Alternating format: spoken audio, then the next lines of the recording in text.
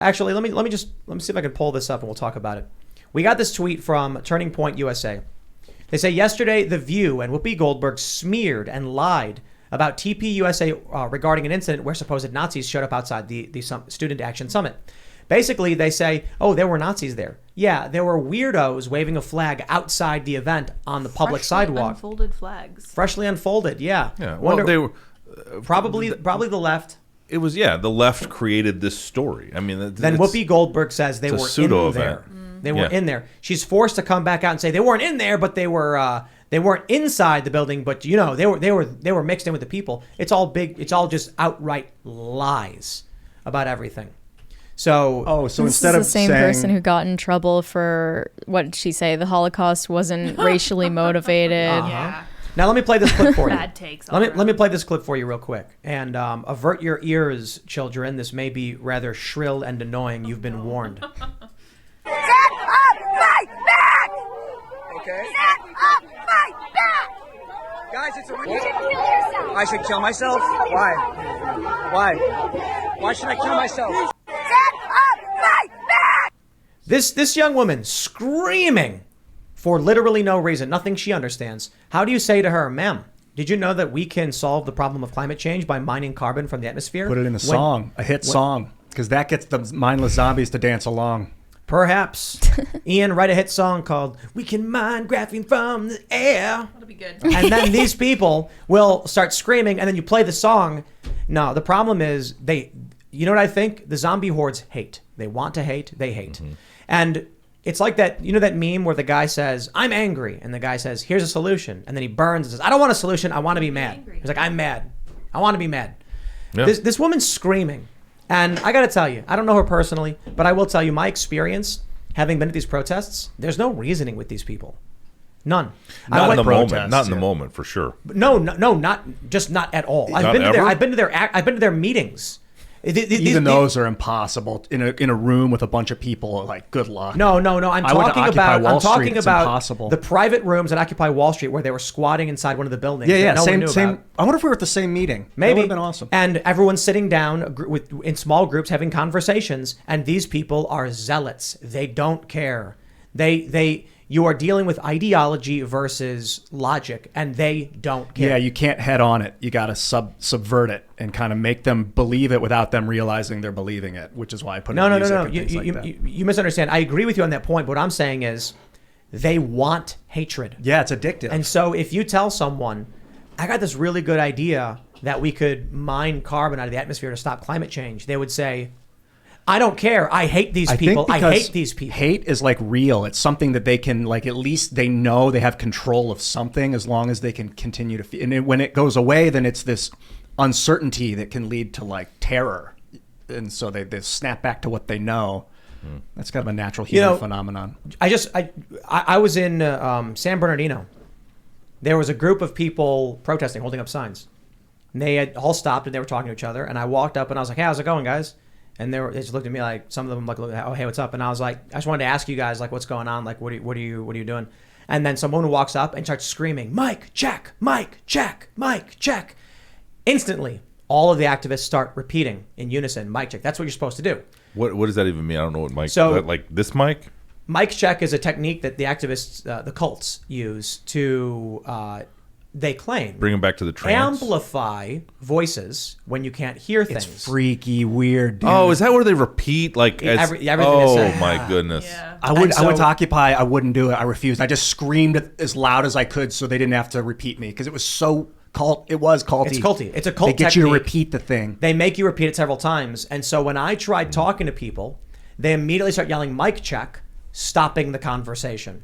And the woman said, she goes, do not, and they all go, do not, and she goes, talk to anyone, and they all repeat, talk to anyone. They are trying to trick you, and then she says it again, and they all just mindlessly chant. You don't get it, man. Like, I hear what you're saying about subverting and like trying to convince them, but when people are in a zombie horde controlled by a zombie lord, I don't know what to tell you because I've been in private with them, and they have cognitive dissonance. And they experience physical pain when you provide information that could shatter that. And when they're in public, they're unwilling or just so angry. Look at this woman. She's screaming at Drew Hernandez's face for no reason. She doesn't know him, know anything about him. And she's saying, stand up, fight back. What does that mean? I want the context. What did Drew say? Is there more of the video? Oh, I don't have it. But come on, like. No, we don't need context. I must know. I see the know. humanity in the woman. You will. What does stand up, fight back mean? Okay, it's rhetoric. I don't even know. What are they protesting? I don't know. What does it say? Twitter free Isabel? They're amoral and they want to cling to something that feels like a moral system. Zombies. What makes someone susceptible to that? You know, Why is it not you? Why is it not me? I don't know. Like, why isn't it like not any in, of us? In these crowds? Yeah. Strong mental fortitude and independent. Having a job. I don't know about that. Probably helps. I think it's. I don't know if it's nature or nurture, because I wonder, how is it that throughout my life I have been fiercely independent? Maybe it's nurture. You know, the way I was raised. Are you Scottish by chance? No, part Irish. Okay, that might explain it. But I'm a bunch of different things. Growing up on the South Side, it was like, you know, figure it out. It's all, you know, maybe that's it. Maybe these are kids who had everything handed to them and they have no idea how to solve their problems. I think that could be a big part of it, because there are so many people who say, I don't know what to do. And I'm like, I got to be honest. If you are an adult and you don't know what to do to be successful, then you did not have parents who taught you the things you needed to do to survive, or circumstances that did. Because I was lucky enough to have a bit of both. I had parents who basically, hey, get out of the house and go do stuff. And so forcing me to be more independent. That was what we did back then when I was a kid. We'd be anti-grounded. My parents would be like, get out of the house. Like, you're sitting inside too much. Go do something. Come back when the street lights turn on. That was me growing up. And so solve your problems. You're on your own. We had a house that didn't have a deck off the sliding glass door. My parents just never put one on there. And there's one now there. They're still in the same house. But my mom would just open up that sliding glass window and yell and whistle. The same way she would call the dog. Yeah. That was when it was time to come in for dinner. I remember. It was, you know, like most of our childhoods, it was like, that was just normal. I remember I'm like 14 and my friends were all jumping on the freight trains and riding them because, you know, our area was like, from where we lived to where the park was like 3 miles. So you'd be walking down the tracks, you'd hear the thing, the train's going like 15 or 20 miles an hour, you run and then just grab and hang on and it brings you all the way there. These were little kids doing this stuff. Yeah. Just figure it out on your own. I wonder if these kids don't have that. Well, this girl, snowplow parents. I watched her eyes when she was screaming. It looks like some sort of amphetamine like it looks like a kid. Adderall. Yeah, Adderall maybe, because like the eyes are so round and pupilled and they're not matching with the mouth. I think kids that like are on drugs at age 12, 13, 14, even younger, don't know how to be happy really, or they don't know what they're protesting. Yeah, they don't have like a solid formation of what they think reality is without the drug. Right. So there were protesters today outside the Marriott Marquis. Oh yeah, how was that? Yeah, I'm used to it, and I hate to say that I have one rule of protesters. Please write your signs so they can be read at about 35 miles an hour. Because for some reason, Jeff Sessions, when I was worked with him, had a lot of people that didn't like him and had a lot of protesters that would show up everywhere we went around the country. And these people would write these very convoluted signs that didn't make any sense. I mean, there were a couple like 2-word ones like F you, like that made sense. I get your perspective. But remember when someone made a sign that said Rahm Emanuel likes Nickelback? Yes. How dare they? And then all of a sudden, everyone started writing similar signs. Yeah. It became a meme because these people aren't protesting anything. College game day is the best for that. They're not protesting anything. They're showing up and trying to just be part of a crowd to feel included or something. Because they need to go to church. Right. Well, they don't have. This is their church. Right. Yeah. That's it. Which is so trite to say, but it's true. It is. And so the funny thing is how I take a look at this, right? I'm certainly not Christian by any standard. I take a look at this and I take a look at There's churches. always time. Well, I was when I was younger, I went to Catholic school, Okay. and I was raised Catholic, and then I believe in God, but I don't believe in any of the organized religions for the most part. So you're spiritual. No, that's Not that, religious. Not spiritual? Absolutely Yeah, he not. is. Do you believe in a power greater than yourself? Yes. Okay. I think logic Do you pray? dictates. I think maybe Christians would. I don't consider it praying in the same way that a Christian would or someone else. So maybe not. I wouldn't say so. But when I stand back and I see modern Christianity, I see some people who believe stupid things. I see some people who think there's a giant man in a robe, bald in the clouds, who's watching over us, which is silly. But then I see people who are more learned when it comes to philosophy and theology, and they actually question and they have legitimate reasons for believing the things they do. But more importantly, I say, okay, let's talk about the general outcome of what we have. Were there bad things before modernization and reformation? Oh, you betcha. And there still are in a lot of religions. But I tell you this: when I go down, I was hanging out with Seamus, who's a Catholic, and we went down to Charlestown after we met up with him after Mass got out. I see a bunch of little kids playing, wearing nice clothes with their parents, and their parents are keeping their kids safe, and they're sharing food with the needy and things like that. I'm like, all those things are really good. You want to have a gathering, and your idea of doing right by your community is teaching your kids to be good people and providing food to the needy. I'm like, dig it. Really great. If your idea of a gathering and community building is screaming at the top of your lungs and throwing bricks and harassing people, we got a very serious problem with your moral framework. So what do we see right now? Perhaps there will be a reformation of leftist ideology in 2,000 years, and they'll realize that maybe they should actually practice what they preach, and instead of screaming in people's faces and throwing bricks at them, they give them bread. A lot of these people do that.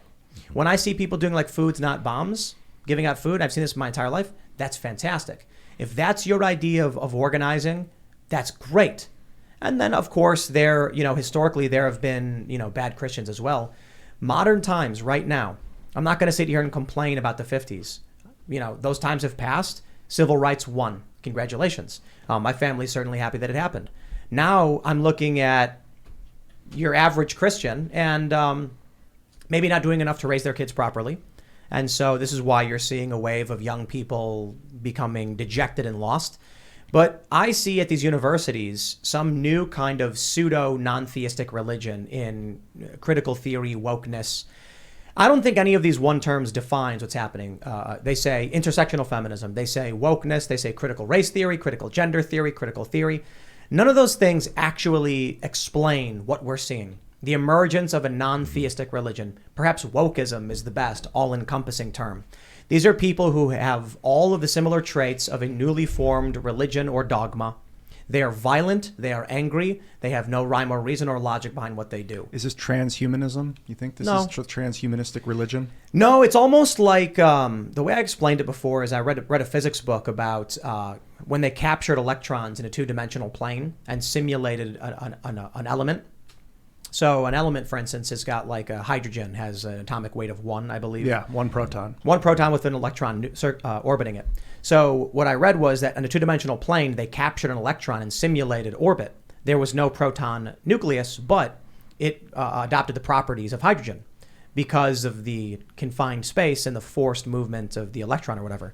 And so they injected an electron, another one into it, and it simulated helium effectively, but there was no core, there was no nucleus. And that's what I see here. I see all of the bad of religion amassed into one group with no rhyme or reason or dictating principles, just chaos. It is like a fire, consuming, burning, full of rage, and there's no reasoning with it. Yeah, What do you do? it's like so they're forcing. It's not happening naturally. It's like a forced creation as opposed to happening naturally. It's like take a bunch of people. It's you know what it is? It's really simple. It's take a Christian society, which the United States absolutely is, and the left might be like, no, we're not. I'm not saying it should be. I'm saying that the overwhelming majority of people in this country identify as Christians and historically have done so. And then what you do is, over time, those kids, the next generations slowly cease to hold the values. And what you end up with is all of the elements of dogma without any of the moral framework. Yeah, like when you tell yourself, I have to go do this thing because that's what a Christian would do, or I have to go yell at a crowd because that's what a true believer would do. You're the electron without the core. It comes you don't need to be told what to do to get it done. You know, it's inherent in the system if you look around and you're open to it. But that requires some sort of, I don't know, stability or something. You know what's crazy? The lady from the Westboro Baptist Church who got de-radicalized on Twitter. You know the story? Oh, yeah. I can't remember her name, but she was on. Daughter. Yeah, she was on Twitter, and then people started having conversations with her, and then she was like, "Wow, okay, maybe I'm wrong about this." Daryl Davis talking about how he met with Klansmen, and then he's a black man, and he talks to him, and then they turn in their robes and say, "I don't want to do this anymore." And then you take a look at these people, and they're the complete opposite. There's no reasoning. They're just screaming and dogmatic. I think it was Megan Phelps Roper is the Yeah. woman that Yeah. left the Westboro Baptist Church. Phelps, yeah. Yep. She I don't has know, a man. Rogan interview that was pretty cool, I Yeah, believe. it's very cool. Yeah. I wonder what this, watching this video from it's Frontlines with Drew Hernandez, seeing this video of this woman just screaming, and it's just so, it's exactly what I experienced for a decade. I'm like, where did these people end up? I keep thinking of like the second coming of Christ and like how they say in the apocalypse or the end times that Christ will reemerge to unify the planet or whatever. I don't know. Maybe you know more about it. I don't know. But that maybe that's what we need right now with like obviously Islam and Christianity, but now this too. Yeah.